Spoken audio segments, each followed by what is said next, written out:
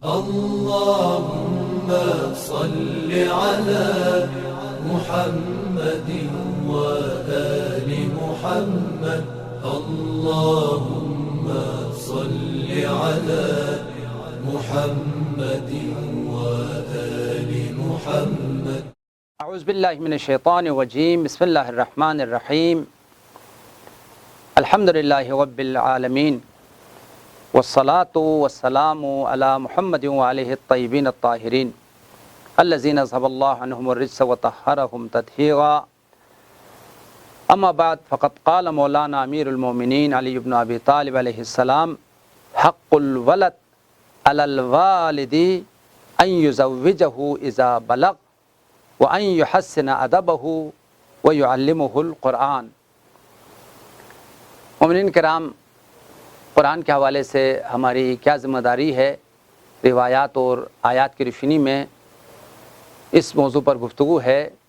ہماری ذمہ داریوں میں سے ایک اہم ذمہ داری اپنی اولاد کو قرآنی تعلیمات سے آگاہ کرنا اور قرآنی تعلیمات سکھانا اور بچے کی زندگی کو زندگی قرآنی بنانا اور آیات الہی سے بچے کو آگاہ اور آشنا کرنا ایک انتہائی اہم ذمہ داریوں میں سے ہے.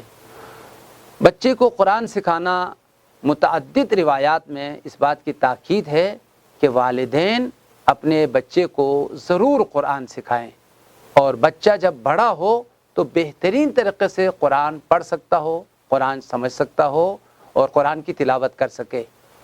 لہٰذا وہ والدین جو بچے کو سب کچھ سکھا چکے ہیں، الحمدللہ آج کل تعلیمات بہت فروغ اور الحمدللہ تعلیمات کے حوالے سے بہت زیادہ ترقی کی گئی ہے اور اعلیٰ تعلیم پر والدین اپنے بچوں کو بھیج دیتے ہیں، لیکن وہاں یہ کوتاہی نہ ہو.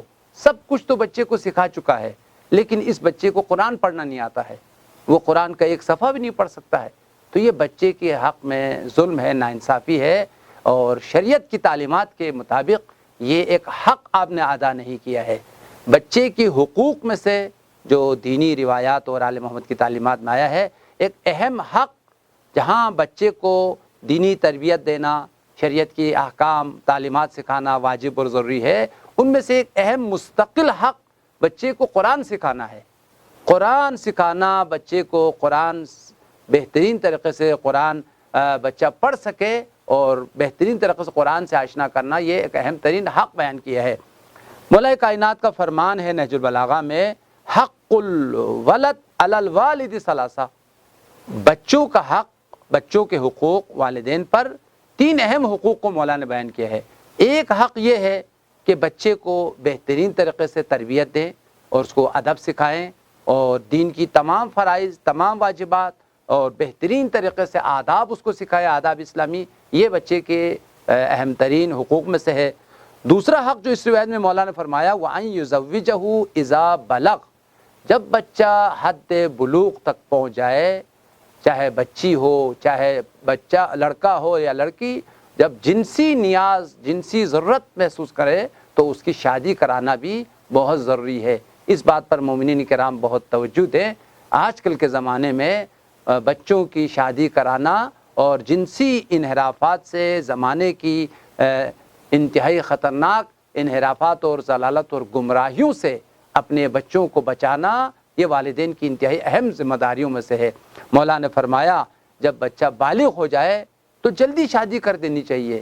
شادی میں تاخیر کرنا اور کوتاہی کرنا یہ انحرافات اور گمراہیوں کا سبب ہے. پھر بڑے بڑے گناہ اور بہت سارے خطا اور بہت سارے مشکلات پیش آتی ہے، اور پھر والدین کی گردن پر یہ گناہ ہے. لہٰذا انحراف سے پہلے بچے کی جو جنسی ضروریات ہے، خواہشات ہے، اس کو حلال اور جائز طریقے سے اس کو پورا کرنے کے لیے شادی کرانا جو ہے بہت زیادہ ضروری ہے، اور اولاد کے حقوق میں سے مولانا نے بیان کیا ہے. اور تیسرا حق جو اس روایت میں آیا ہے، مولانا نے فرمایا: وَيُعَلِّمُهُ الْقُرْآنَ. بچے کو قرآن سکھانا، قرآن کی نورانی آیات سے بچے کی سینے کو منور کرنا اور قرآنی تعلیمات سے بچے کو آگاہ کرنا، یہ والدین کی ذمہ داریوں میں سے ہے. ایک انتہائی مفصل اور عظیم الشان روایت ہے. یہ روایت جامع الاخبار میں بھی ہے اور مستدرک الوسائل اور بحار الانوار میں بھی علامہ مجلسی نے کتاب بحال الانوار باب القرآن میں تحریر کیا ہے۔ میں صرف اس روایت کا متن اور اس کا ترجمہ پیش کرتا ہوں، اب تشریح کا وقت موجود نہیں ہے۔ سرور کائنات نے فرمایا جو شخص اپنی اولاد کو قرآن سکھائے تو اللہ تعالیٰ اس کو 10,000 حج کرنے کا ثواب عطا کرتا ہے، اور 10,000 مرتبہ عمرہ کرنے کا ثواب عطا کرتا ہے، اور 10,000 غلاموں کو آزاد کرنے کا ثواب عطا کرتا ہے، اور 10,000 مرتبہ جہاد کرنے کا ثواب عطا کرتا ہے، اور فرمایا 10,000 غریبوں کو لباس پہنانے کا ثواب عطا کرتا ہے، اور 10,000 مرتبہ جو ہے وہ مسکینوں کو کھانا کھلانے کا ثواب عطا کرتا ہے۔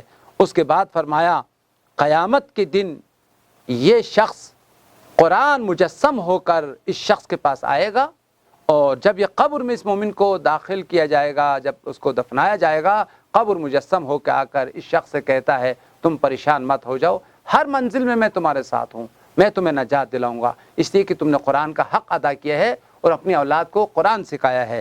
پھر قدم قدم پر قرآن اس کے ساتھ آگے بڑھتا ہے، پل صراط سے، مقام حساب سے، مقام میزان سے، ایک سخت ترین مراحل سے اس کو آسانی کے ساتھ نجات دے کر بارگاہ الہی میں لا کر خدا سے یہ قرآن سفارش کرتا ہے، پروردگار اس نے تیرے کلام کی رعایت کیا ہے، عمل کیا ہے، بہترین مقام اس کو عطا کیا جائے۔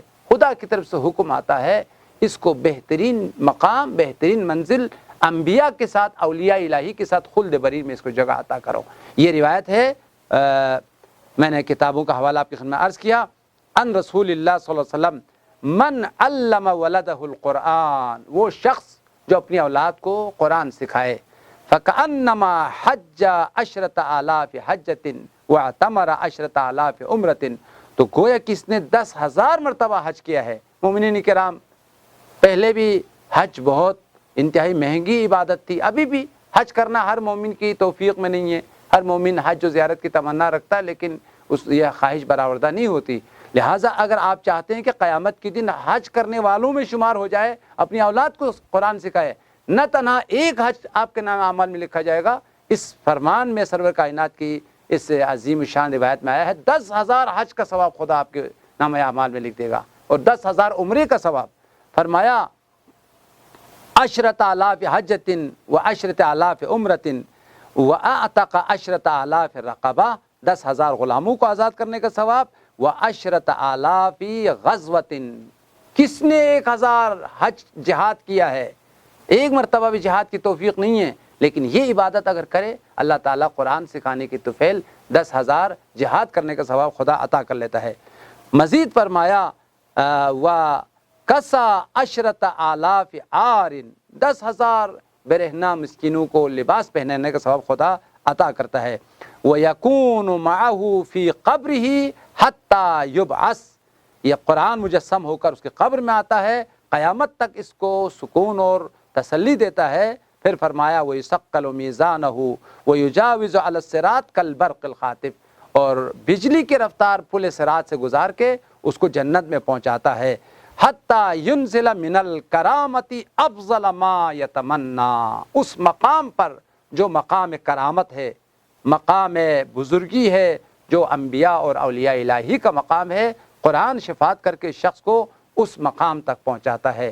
لہٰذا مومنین کرام، اس بات کو بہت جدی اور سیریس لیجئے گا۔ آپ جہاں بچوں کو بہت ساری چیزیں سکھاتے ہیں، تعلیم دیتے ہیں، بہت دولت خرچ کرتے ہیں، الحمدللہ بہت زیادہ بچوں کی تعلیم کے حوالے سے آپ محنت، زحمت، دولت خرچ کرتے ہیں، وہاں قرآن پاک بھی سکھائیں، یہ بھی ایک اپنی ذمہ داری سمجھیں۔ ایک معلم کو آپ 100 روپے دینے کے لیے تیار نہیں ہیں، لیکن بچے کی تعلیم کے اوپر ماہانہ ہزاروں خرچ کر دیتے ہیں، یہ ناانصافی ہے۔